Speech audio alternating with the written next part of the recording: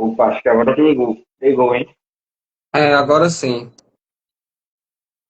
Boa noite, Jefferson. Boa noite. Tá conseguindo me ver? Tô conseguindo te ver, tô conseguindo te ouvir bem. Tá bom. Eu- o meu ainda parece preto o teu, mas tudo bem, eu acho que tá pegando. Eu consigo te ver e te ouvir bem. Certo.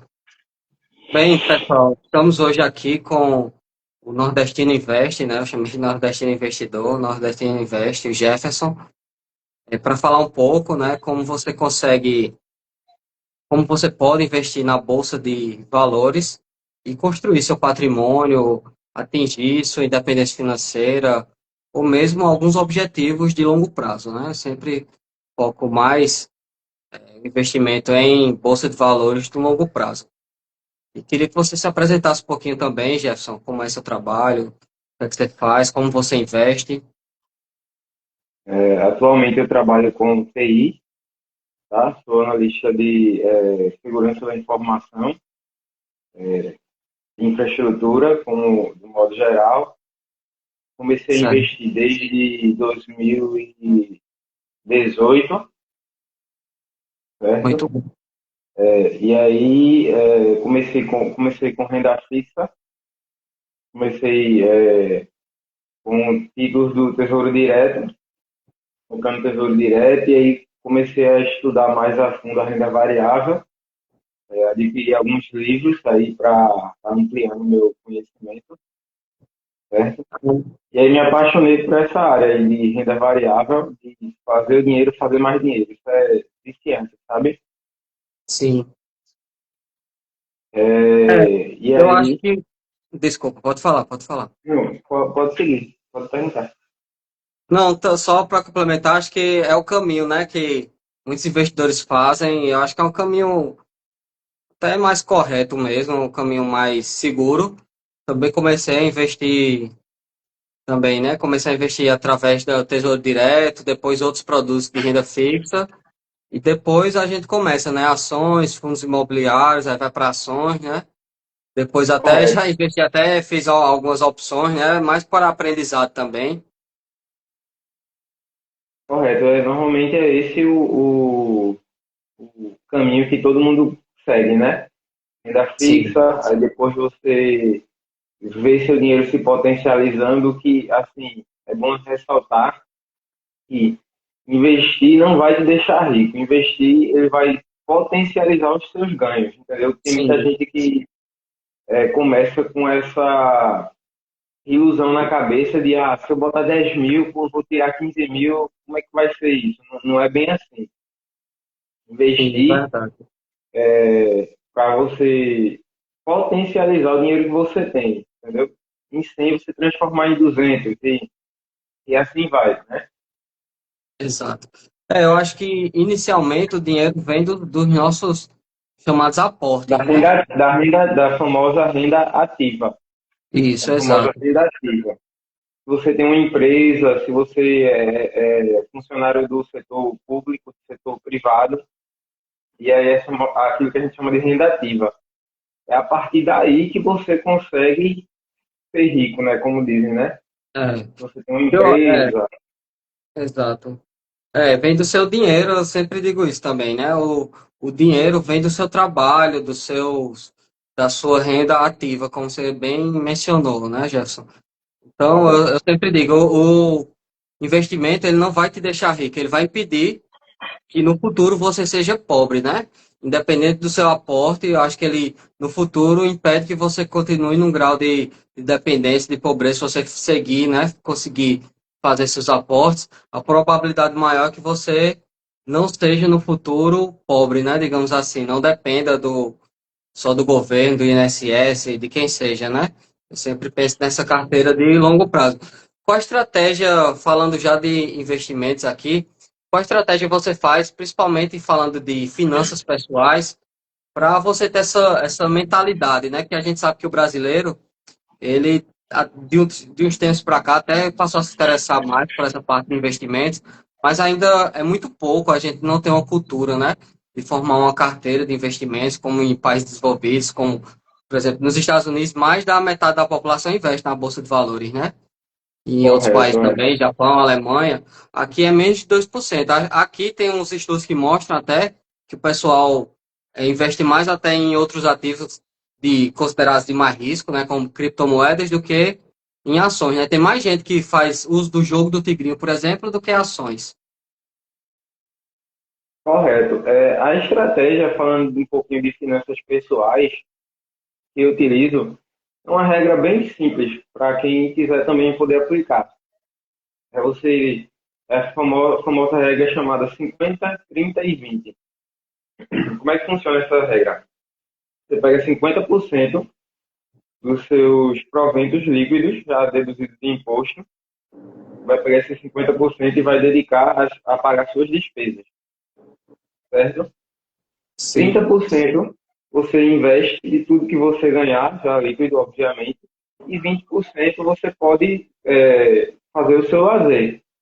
E assim fica uma coisa organizada, certo?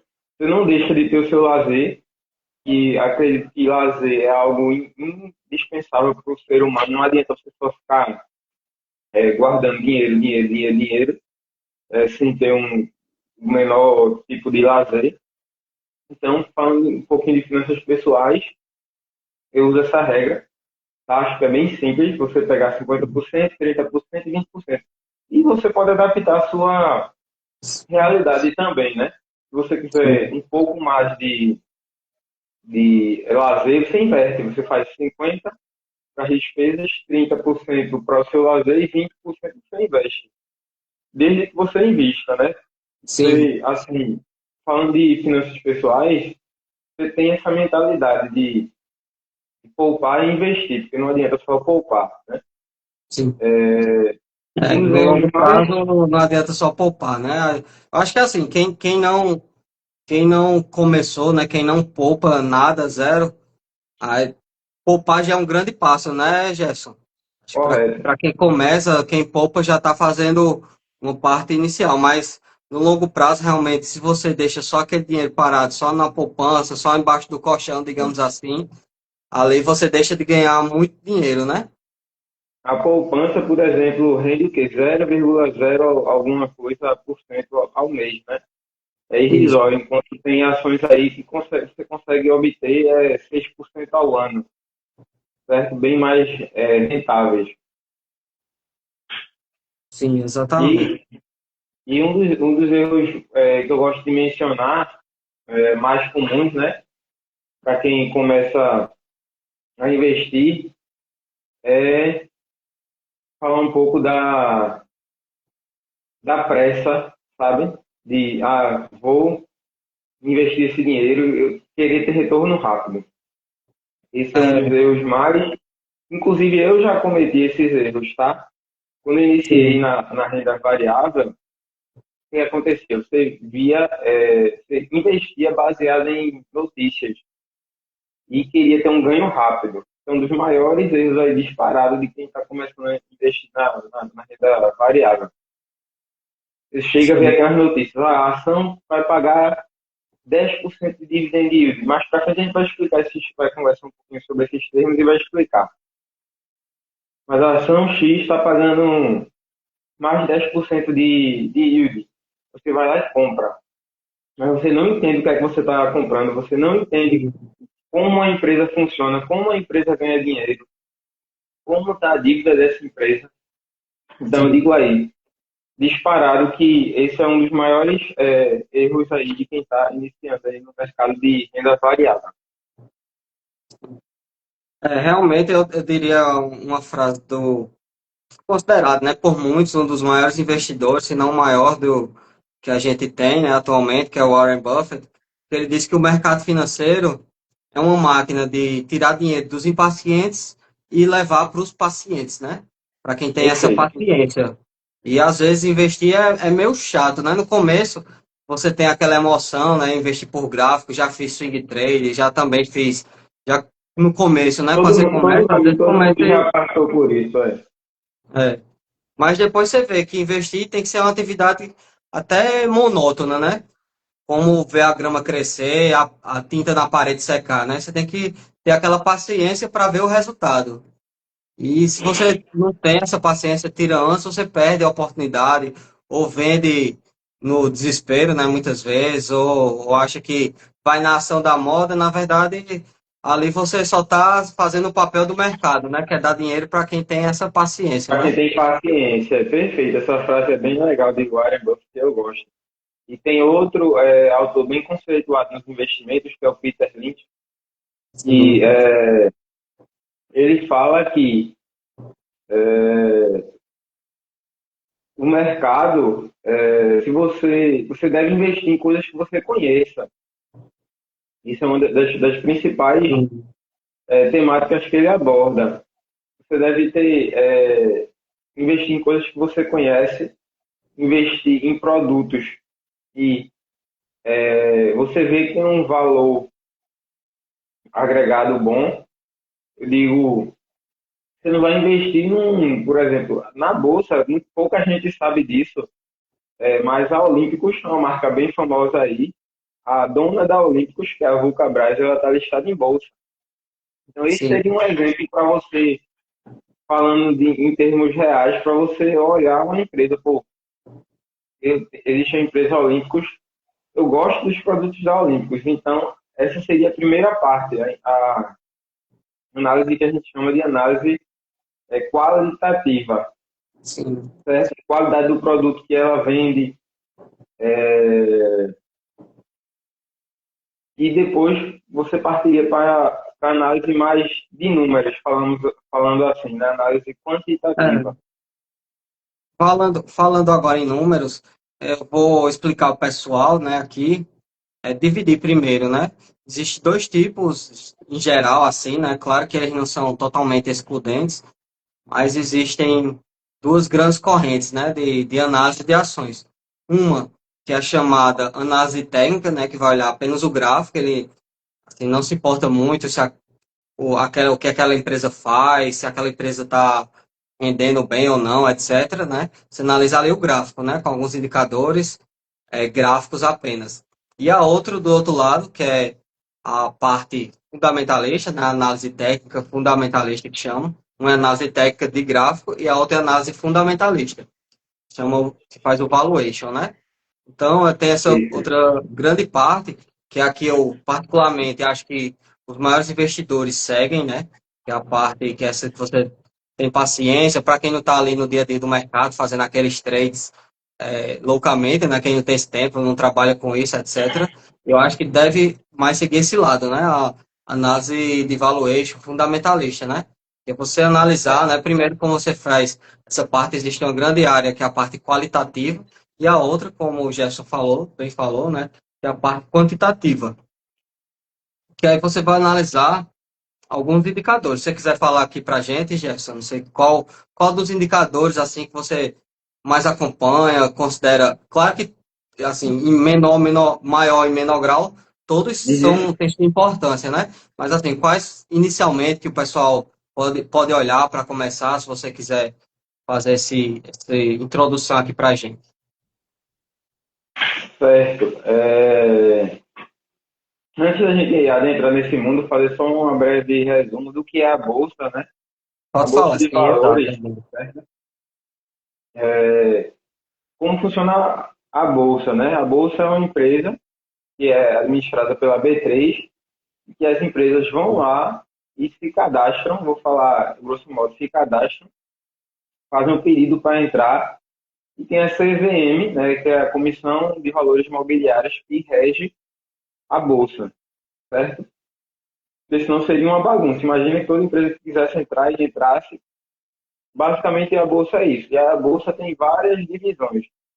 Tem as Sim, criptomoedas, a Bolsa tem a renda fixa, que são os títulos do Tesouro Direto, CDB, que estão atrelados aos bancos, LCI, que é letra de crédito imobiliário, letra de crédito LCA, que é letra de crédito do agronegócio, e tem a renda variável, né, que é onde as empresas vêm, se cadastram e oferecem as suas ações para o mercado, certo? sim, E aí, falando um pouquinho de ações, as particularmente, os indicadores que eu gosto de analisar na ação é o preço sobre lucro, que diz em quanto tempo você teria retornado o seu investimento.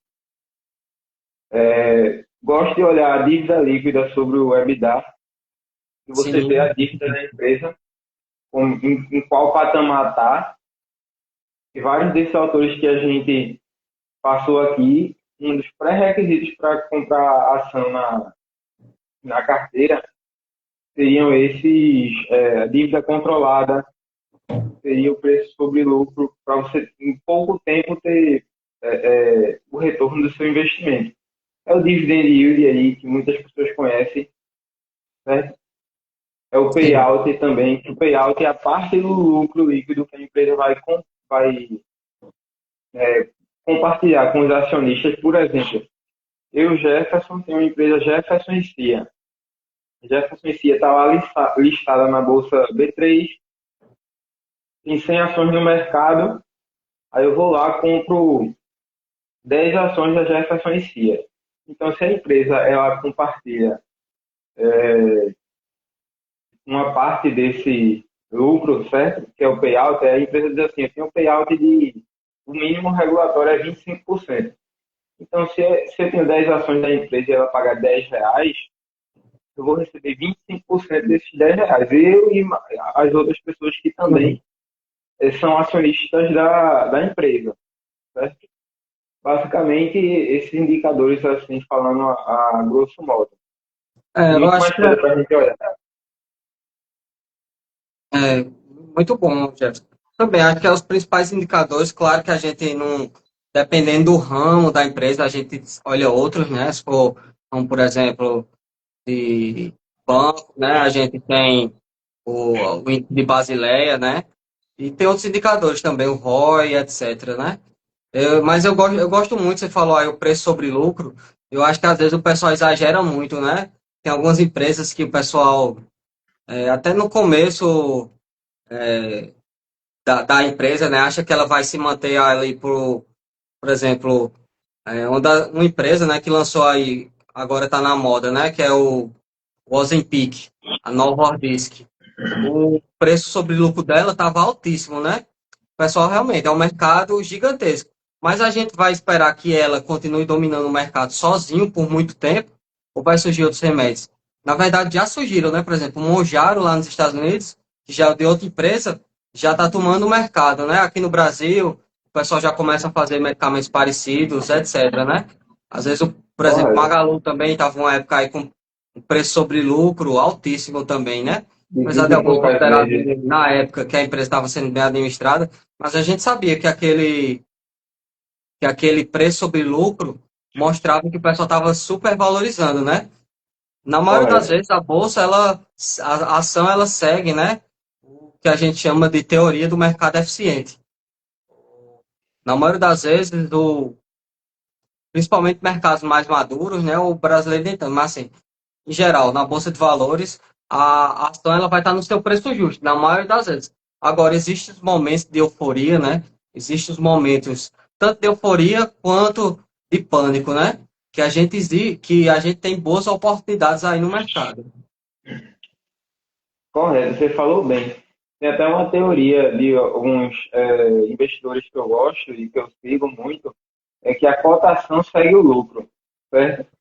O que é que quer dizer isso?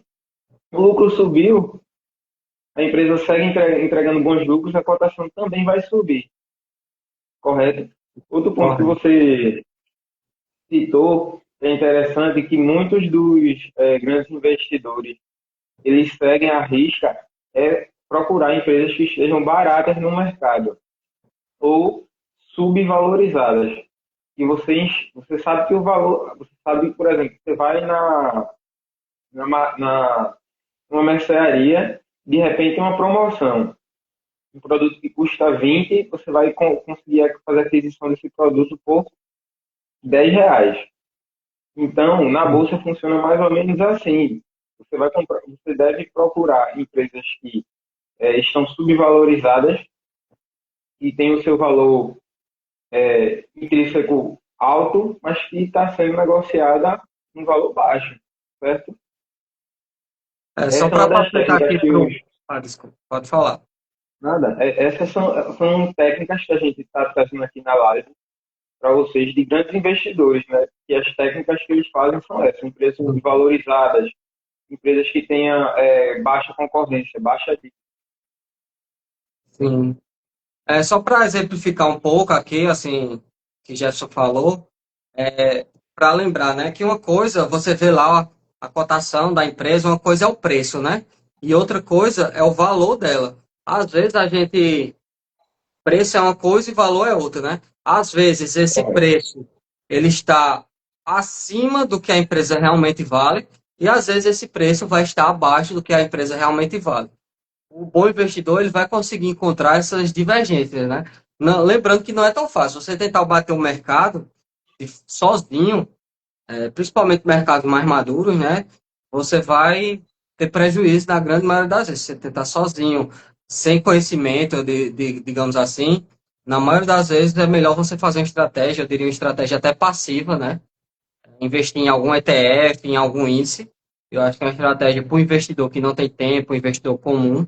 Eu acho que é uma estratégia até mais eficiente, né? A gente tem que ser humilde, saber que o mercado tem muita gente preparada com dinheiro, né? Os tubarões que estão aí para pegar quem As deixa o dinheiro sardinhas. ali à toa. E a gente tem que ter essa humildade, né? Até como mostra Warren Buffett, né? Ele fez um desafio lá contra 9 fundos, né? Americanos, por exemplo, de ações, e ele investiu no índice, né? No SP500, que é um índice que eu gosto muito de investir.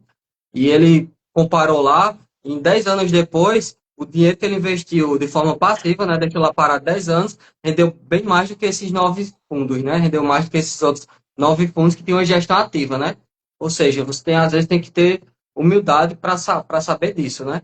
Agora, o que eu vejo é que realmente no mercado americano é mais difícil você encontrar essa Essa divergência, né, entre o preço diferença e o dessas valor empresas. da ação. Correto. No Brasil, eu acho que alguns mercados emergentes, né, como é o brasileiro, e o Brasil não é um mercado tão grande, mas nem tão pequeno assim. Então, eu acho que existem algumas oportunidades aqui também, né? Alguns Existem investidores, várias. até grandes também, eles investem aqui, né? No mercado Correto. atual, o que é que você vê aqui, Gerson? Eu sei que não é uma indicação aqui, nunca é uma indicação, né? A gente está só de forma didática para ensinar o pessoal e opinião pessoal aqui apenas, né? Mas não é para você comprar, cada um tem que ter uma sua carteira, né? Por Tem exemplo, que ter a sua cada objetivo de estratégia vida, eu acho também. que você deve investir de acordo com seus objetivos, com seu perfil, né? No começo, nem para todo mundo é para investir em ações no começo sem conhecer nada, né? Eu acho que você tem que ter para entrar nesse mundo tem que ter um pouco de conhecimento, né? Não, não é tão difícil hoje em dia ir atrás e começar. Não, não recomendo você ficar atrás, mas nem para todo mundo serve, né? A gente não deve ser, não deve generalizar, né? Que para todo mundo entrar de uma vez aqui no mercado de ações assim, sem saber nada. Mas o que é que você vê aqui de ações ou de empresas que você gostaria de o pessoal dar uma estudada, uma olhada a mais, se você acha que está num bom momento para o pessoal dar uma estudada, para ver a cotação? Partindo do princípio aí que você fez uma introdução show de bola, nesse aspecto você tem que respeitar o seu perfil de investidor. Tem três perfis, basicamente. O perfil que é conservador, o perfil que é moderado e o arrojado, certo? Se você é uma pessoa que tem aversão a risco, não tem medo de perder dinheiro na bolsa, se fizer um investimento errado, você deve seguir com um perfil de conservador. Ah, Jefferson, como é a questão do perfil conservador?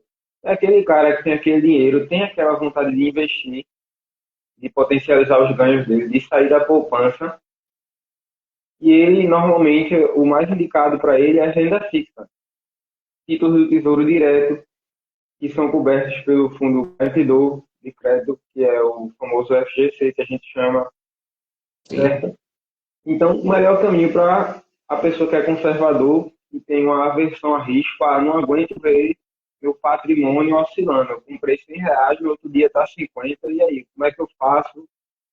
Ai, meu Deus, me ajuda aqui. Essa é a pessoa conservadora, certo? E tem o perfil moderado, é aquela pessoa que gosta da renda fixa como gosta da renda variável, certo? E o que é que acontece com esse perfil moderado? Ele investe, sei lá, 70% na renda fixa e 30% na renda variável. E aí ele vai correr um pouco mais de risco, mas sem deixar a segurança que ele tanto quer de lado, que são aquelas pessoas mais moderadas. Sim. E aí eu indicaria dessa forma, ter 70% em renda fixa e 30% em renda variável, para sentir o gostinho da renda variável, se a pessoa não tiver tanta aversão a risco. E tem o perfil arrojado. O perfil arrojado, acredito que é o nosso perfil, que investe em renda variável, investe no exterior, criptomoedas e esses investimentos da renda variável de uma forma geral. Não é que a gente deixe de ter itens da renda fixa, Sim. certo? A gente tem renda fixa, só que numa parcela bem menor dos investimentos a gente usa a questão da renda fixa. E falando de ações que eu julgo estarem interessantes para estudar, lembrando como o Márcio disse aí, não é indicação de compra ou de venda, de cunho educacional para trazer vocês para esse mundo dos investimentos, certo? Eu acho que uma ação que está bem interessante é BB Seguridade, certo? Por quê? Eu digo que ela está interessante. O valor dela está um pouco discrepante do preço que ela vale, do valor de tela. Ela tem um valor bem maior do que o que está sendo negociado no mercado. Ela tem pagamentos dos dividendos semestrais, paga 2 vezes no ano, anuncia e depois faz o pagamento 2 vezes no ano. Ela tem uma dívida baixa por ela ser uma seguradora. Ela atua no setor perene, que é o setor de seguro. Ganha dinheiro com o setor macro, perdão, com o ambiente macro ruim, favorável, bom. Se a Selic está alta, a seguradora ganha dinheiro. Se a Selic está baixa, a seguradora ganha dinheiro. Sim. Ela tem baixa dívida ou quase nenhuma. É uma empresa que está na minha carteira e que eu julgo estar bem interessante para estudar. Vou Outra falar, empresa que eu acho, partindo até no seu princípio, né, que é dono da maior parte, na verdade, da BB Seguridade, você pode até investir indiretamente, né, na BB Seguridade, que é o próprio Banco do Brasil, né, BBAS3, o próprio Banco do Brasil deu umas quedas aí, o pessoal falou do lucro, mas a gente tem que lembrar, né, que é uma empresa aí que está há mais de 100 anos, que paga dividendos sempre, né, que está 8 dando lucro paga muito 8 vezes bom. ao ano. E o pessoal vê, às vezes, um resultado de um mês ruim, né? Um Um semestre, um ano trimestre. ruim, e se desespera, né? Às vezes vende, às vezes tem notícias à torta e à direita aí, que acaba que a cotação vai lá mais para baixo, né? E abre algumas oportunidades, né? E você investindo até no BBAS3, você está investindo também no BB Seguridade. E como o Jefferson falou, o BB Seguridade também é muito bom, porque tem essa questão, né, aí dos juros, as seguradoras, ela tem que deixar o provisionamento, né, para aquele dinheiro do seguro Em parado, caso digamos seja assim. E se acionado, ele deixa parado no Tesouro Direto ou investimento de renda fixa, como o juro está alto no Brasil atualmente, vai render bem, né? Perfeito. Falando de BB Seguridade, como você citou muito bem aí, o Banco do Brasil tem 60% da BB Seguridade, certo? E o que é que acontece? Se o resultado da BB Seguridade vai bem, os resultados do Banco do Brasil vão bem. E não é um trimestre ruim que diz muita coisa sobre a empresa, certo? Sim. Banco do Brasil teve um trimestre ruim devido ao aumento da inadimplência, certo? Principalmente o foco do pessoal do setor rural, Do não está agronegócio. conseguindo, o agronegócio não está conseguindo pagar, então acaba virando o chamado PDD, Provisões de Devedores Duvidosos. E aí Isso cresce, então o banco deixa de receber o crédito que ele emprestou de volta. Vai demorar mais tempo, ou a pessoa vai ficar inadimplente e não vai pagar. Certo? Outra coisa interessante na BB Seguridade é que, apesar dela ser uma empresa majoritariamente ou controlada pelo governo federal, ela tem muitos acionistas e administradores privados. O Bradesco, através da Odontoprev, por Sim. exemplo, é acionista e administrador da BB Seguridade. Então, tem outras empresas por detrás, né? Sempre cobrando o resultado, performance da empresa. Então, é o que eu julgo está muito interessante nesse momento, bem como o Banco do Brasil, porque o Banco do Brasil ele requer uma cautela maior. Por quê? Teve esse semestre ruim, a empresa é ruim, vai fechar, como você disse, é um banco de 100 anos, ela anuncia dividendos oito vezes no ano, é uma máquina de dividendos, certo? Só que tem que ter paciência com o preço que você está disposto a pagar por ela agora. E se o resultado piorar novamente nesse segundo trimestre de 2025, o que é que você vai fazer? A cotação com certeza vai cair. Então você Sim. tem que ser mais exigente, apesar de saber que ela tem um valor muito maior do que aquele É, preçozinho lá de terra. quando eu estou nessa dúvida, assim, a estratégia sempre que eu gosto, né, é investir aos poucos, né? A gente fazendo esse aporte, fazendo preço médio, principalmente nessas janelas de oportunidade, né? Se vai comprando aos poucos aí, né, Jefferson? Porque se mais na frente vir outro semestre ruim e tudo, você vai comprando e vai diminuindo seu preço médio lá, né? Perfeito. Você tem que ir, como eu disse, tem que ter um pouco mais de cautela, certo? Ela apresenta um trimestre ruim, pode apresentar outro, e aí vai aquela análise que a gente comentou lá no início, a análise Sim. fundamentalista, correto? E você vai vendo os indicadores. Empresas que estão listadas em bolsa, ponto interessante aqui. Empresas que estão listadas em bolsas, elas são obrigadas pela CVM, vou falar novamente, que é a Comissão de Valores Imobiliários, a divulgar seus resultados trimestralmente. Então, ou seja, a cada trimestre elas são obrigadas a divulgar. Então, aquilo é um radar para você. Por exemplo, Sim. se no trimestre agora, 2025, ela vai divulgar o resultado, o Banco do Brasil vai, e a gente está falando em questão, vai divulgar o resultado dele, a gente tem que ficar atento. Ou piorou a inadimplência, entendeu, do banco, a administração do banco está trazendo para a gente? Ó, eu acredito que no terceiro trimestre deve melhorar essa inadimplência, deve estabilizar. Pô, beleza, então acredito que vale a pena fazer uns aportes ali pontuais na empresa. Aporte, para quem não sabe, é o jargão que a gente usa no mercado financeiro de fazer compra de mais ações.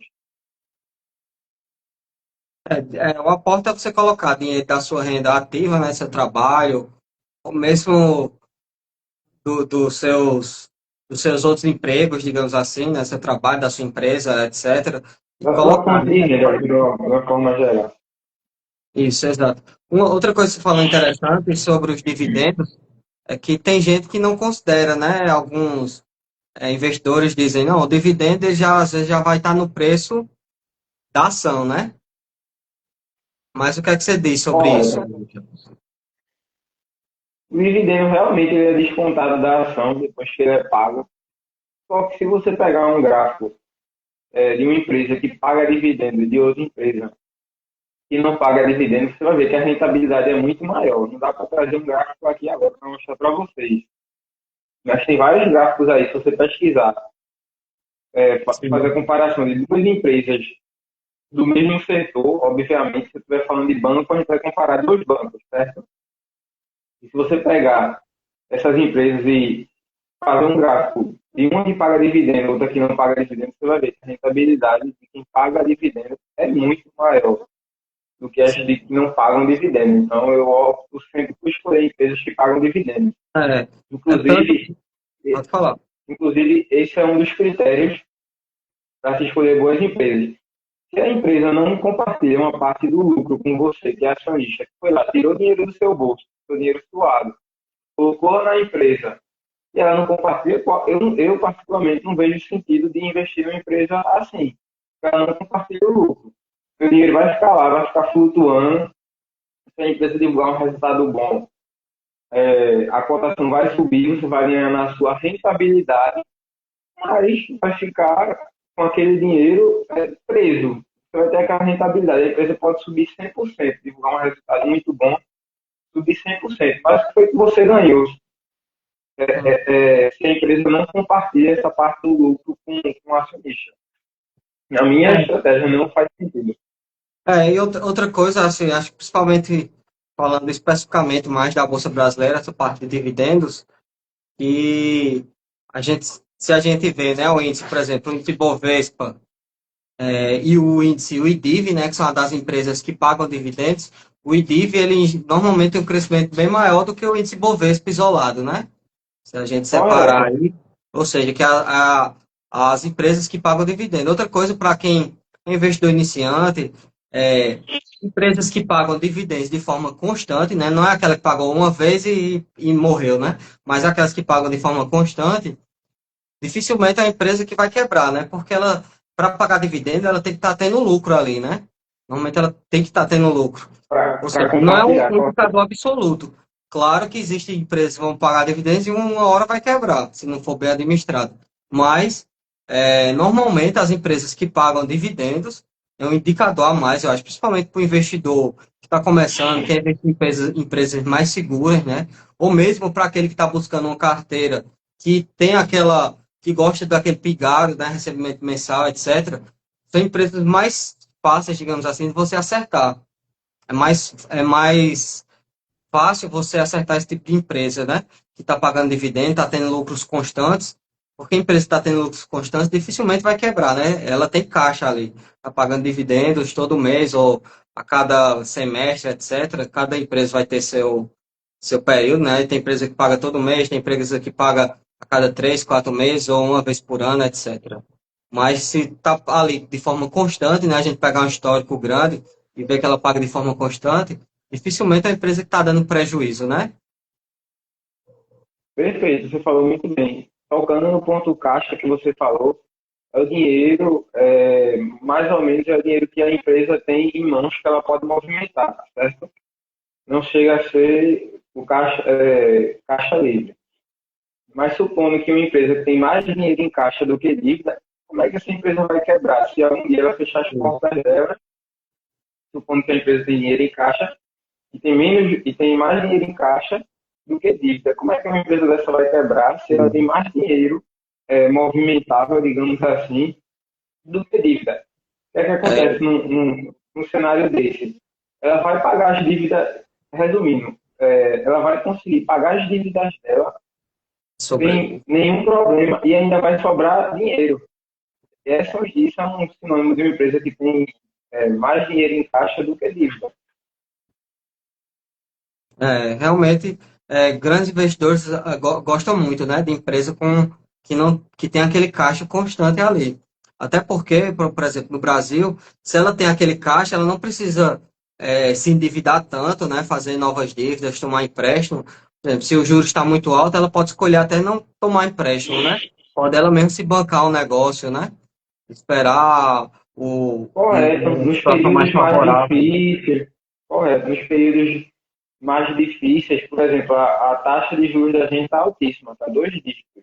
Então, no período desse, a empresa pode, por ter mais caixa nas mãos da empresa, ela pode distribuir um dividendo melhor, um dividendo menor, sem deixar de distribuir, vai satisfazer os acionistas e deixar aquele caixa robusto, aquele caixa grande ainda, para quando for um momento mais favorável, ela vai poder distribuir mais dividendos quando o cenário estiver mais favorável. Outro tipo de Sim, empresa legal de se investir, mas tem que ir com muito cuidado, são as empresas cíclicas, né? Fazem parte sim. do setor de commodities. O que é commodities? É o açúcar, é o trigo, é a soja, é o petróleo. Certo? Essas empresas têm uma ciclicidade alta. Então, você tem que tomar bastante cuidado com essas empresas aí. Para quem estiver iniciando, é melhor focar nos setores perenes. São setores perenes. Vamos abranger aqui ações que fazem parte dos setores perenes. A gente pode citar o saneamento. Certo? Todo mundo precisa de água. Ninguém consegue sobreviver sem água na torneira de casa. Ninguém consegue sobreviver sem o saneamento, sem o esgotamento sanitário. Perdão. Certo? Então, essa é uma empresa que sempre, independente do setor, independente do cenário, que tiver juros altos e juros baixos, você vai ser um cliente daquela empresa. Cada estado tem a sua, no estado de Minas Gerais, por exemplo, tem a Copasa, certo? Que é uma empresa de saneamento, fornecimento, de esgotamento sanitário e fornecimento de água. É uma empresa do setor perene, certo? Porque é um setor que, independente do cenário, você vai precisar ter essa empresa, você vai ser cliente dessa empresa compulsoriamente, digamos assim. Outro setor que é considerado perene, o setor de eletricidade, não, perdão, o setor elétrico, certo? Ninguém consegue sobreviver sem eletricidade hoje em dia. Então, empresas que atuam nesse ramo de distribuição, geração de energia e transmissão de energia é outro tipo de empresa que faz parte do setor perene, certo? Outro setor perene seria o de seguradoras, que a gente comentou aqui, a BB Seguridade, a Porto Seguro, certo? Essas empresas aí atuam nesse setor de seguros e são consideradas perenes por quê? Porque você, quando compra um carro, precisa fazer um seguro para o carro, certo? Você, quando compra uma casa ou faz um financiamento habitacional, você é obrigado a ter um seguro habitacional. Sim. Quem faz esse seguro habitacional, por exemplo, hoje em dia? É a Caixa. Entende? A BB Seguridade, que a gente comentou, ela vende seguros para o pessoal agro. Por exemplo, se você precisa de uma máquina para dar continuidade à sua safra, para produzir grãos, sei lá o que, qualquer coisa nesse sentido, você vai precisar de um seguro para isso, caso dê errado. Caso você perca a sua safra, como é que vai fazer, entendeu? Caso você perca a sua produção. Então, esses três setores aí, setor elétrico, saneamento e seguradoras, são alguns dos setores mais perenes aí que a gente tem que Tem os setores, né, Gerson, também. Acho que no Brasil o setor bancário dificilmente dá muito prejuízo. O setor de saúde, né, considerado setor perene, entre outros, né? Tem o setor de telecomunicações também, né? Tem Que faz. Você não consegue sobreviver sem internet, sem uma rede de dados móveis. É, Certo? é como, fazendo um resumo aqui, né? A gente falou de alguns indicadores aí, também tem o ROI, né? Que é retorno sobre operações, retorno sobre as operações, né? Por exemplo, ele vai dizer, resumindo, ele vai mostrar o quanto do dinheiro dos acionistas a empresa consegue gerar lucro, né? Ou seja, Correto. quanto maior o ROI, melhor, na verdade, né? Porque ele está ali, ele está conseguindo gerar lucro, né? Retorno sobre o patrimônio, que é em inglês, né? Return on equity, né? Ele O ROI consegue. tem o ROIC, né, que é o ROI em português, e Sim, ele mede mais de perto a tem questão um dos ROIC, setores né? ROI e ROIC. bancários. São dois indicadores, como você bem disse ali, resumiu, que eles medem o quanto a empresa está gerando de rentabilidade para o dinheiro que você está empregando lá né, nas ações dela, né, nos sócios da empresa. Exato.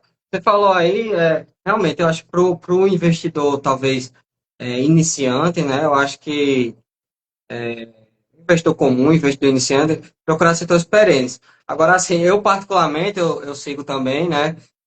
Algumas alguns investidores que, como Howard Marks, né, aquele investidor de um grande fundo, né, americano, né, também considerado dos maiores investidores, e ele gosta dessas empresas cíclicas, né, que às vezes para quem logicamente, né? Para quem existe a oportunidade, né? No setor cíclico, às vezes ele diz que consegue mais oportunidades do que em setores perenes, né?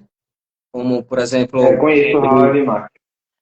Howard Marks tem o livro O Mais Importante para o Investidor, por exemplo. É um livro muito bom, recomendo para quem quiser aprender, né? Dar uma geral sobre este mundo. Ele fala sobre essas empresas cíclicas, né? Inclusive, ele investe muito aqui em países emergentes, né? Por exemplo, o No Vale Brasil. do Rio Doce, né? Aqui no Brasil, ele é na Gerdau, que são setores que, como o Gerson falou, né? Que também é commodity, né? Como minério de ferro, alumínio, etc. Também é uma commodity. E existe esse período, né? Teve época que o minério de ferro tava US$ 200, né? Lá a tonelada, sei lá. US$ 200. Hoje em dia está a 50, US$ 70. Isso interfere diretamente no preço da cotação, né? Na cotação da empresa.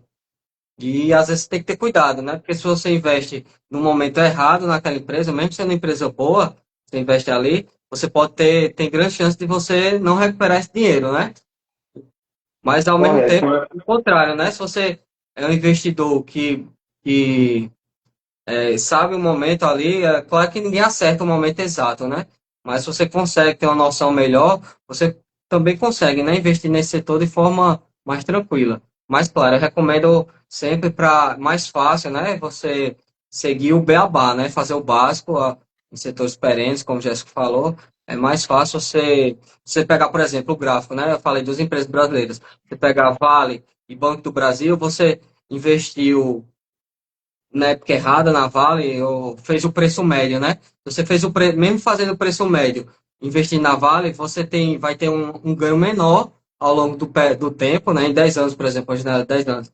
Você fez o preço médio na Vale, você vai ter um ganho menor do que você fazendo o preço médio numa empresa no setor mais perene, como o Banco do Brasil, né? Eu já comparei essas duas ações, por exemplo, para a gente ver aqui no Brasil, né? Fui ver lá.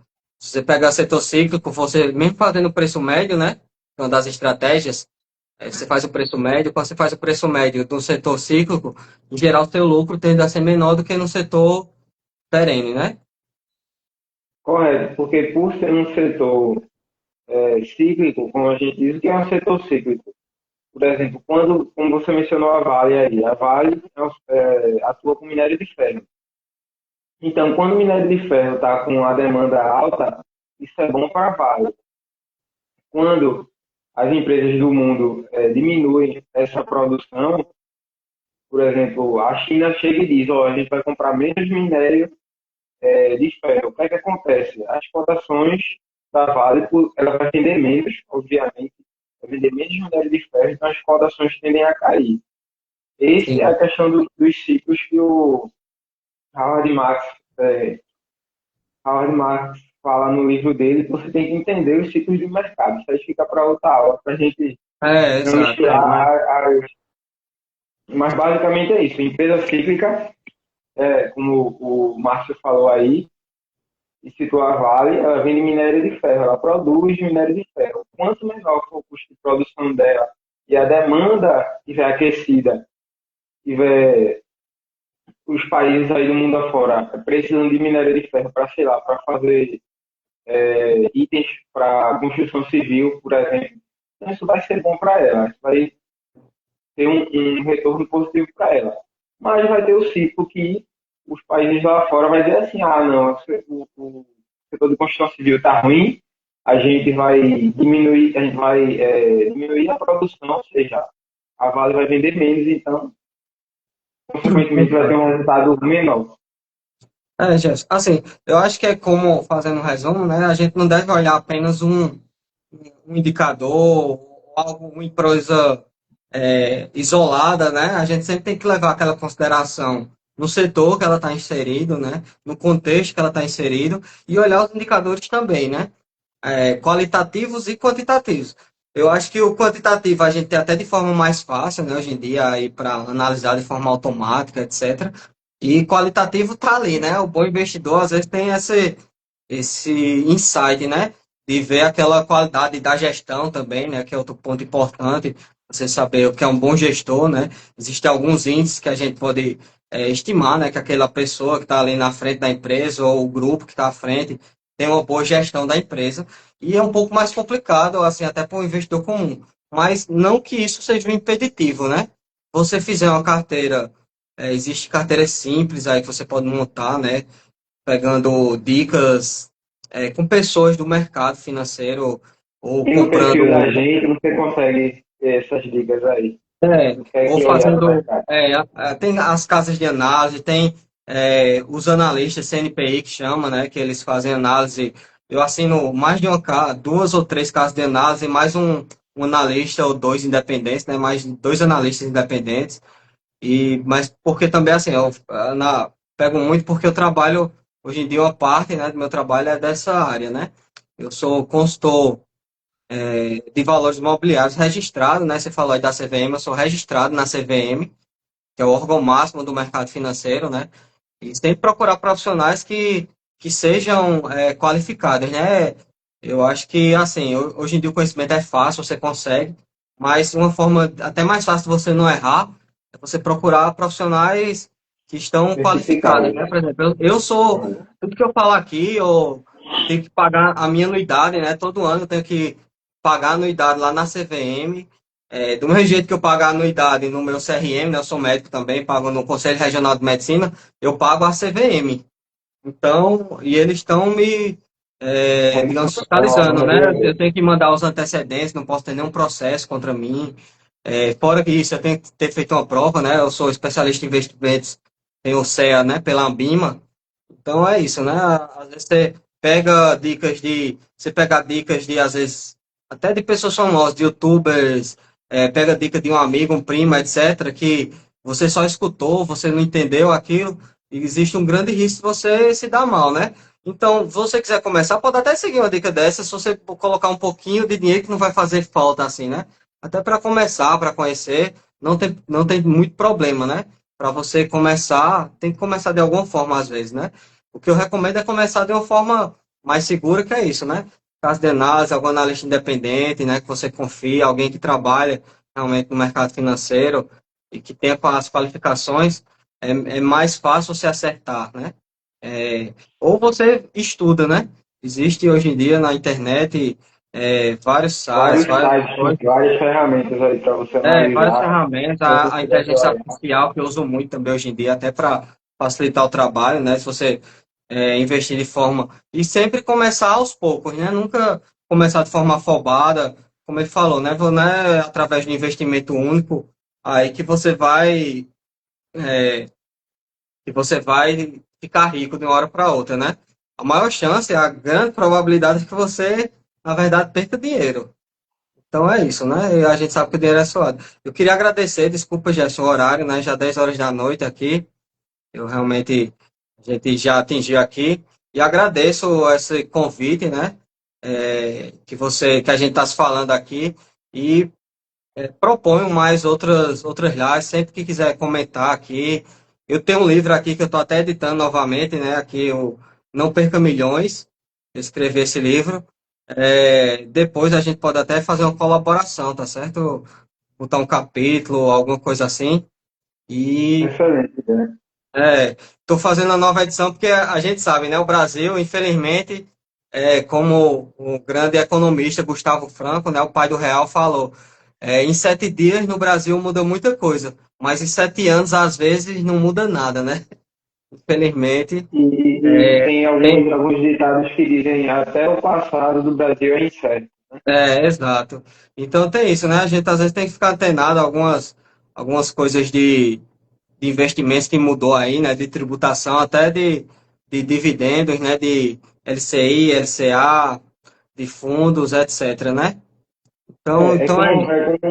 É como um mundo de TI. Todo dia está atualizando, todo dia a gente tem que estar entendendo como é que está É, funcionando. mas É, eu acho para que vocês que estão pra chegando gente. a finalizar aqui, vão com calma, sejam Isso, conservadores com o dinheiro de vocês, estudem a renda fixa, entendam como funciona, entendam as, as coisas que afetam a renda fixa, como a taxa de juros, o que seria o Fundo Garantidor, o FGC, que a gente sabe aí. Mas comecem, não fiquem Eu só acho que a na pessoa, poupança e a e pessoa nem não, acreditem em ganhos fáceis. É essa a mensagem que eu deixo. não deve ser nem 8 nem 80, né? A gente deve ter o pé atrás, mas também eu acho que o maior risco é você, é até mais risco você não saber de nada, né? Você não investir e deixar lá a parada, é um risco bem maior do que você não começar. Então comece da forma, começa aí pela renda fixa, né? Pelo Tesouro Direto, pela renda fixa que tem proteção do FGC, né? Como CDB, LCI, LCA, e vá caminhando, né? Com o tempo você vai conseguindo fazer outros investimentos e montando essa carteira sua a longo prazo, porque acho que a gente não deve depender, do governo para se aposentar, principalmente, né? Coisa que eu Correto. sempre falo isso para os meus clientes, né? Para quem me segue aqui. Se você depender do INSS, você está ferrado, porque é um sistema que cada vez menos tem pessoas contribuindo. Sim, Segundo, o INSS tem um teto, que é 8 mil e poucos reais. Para você que chega nesse teto, você tem que ter uma contribuição altíssima. E com valores de 100 a 200 reais, você consegue ir comprando boas ações aí, mensalmente, ano após ano, sendo persistente, tendo paciência. E quando você chegar lá, 30 anos, todo jeito a gente que é trabalhador da iniciativa privada e pública, a gente tem essa contribuição compulsória. Então, por que não a gente alinhar isso com uma carteira de investimento legal para quando chegar lá na frente, você não depender do INSS? Porque a gente nem sabe se o INSS vai comportar mais novos sim. Quem é novo, mais segurados, né? Então, isso. invistam, não deixem de investir. Tá, Pessoal, obrigado, enfim, obrigado mais uma vez e boa noite, Jefferson. valeu, Marco, obrigado. Valeu, pessoal. Até a próxima. Tchau, tchau.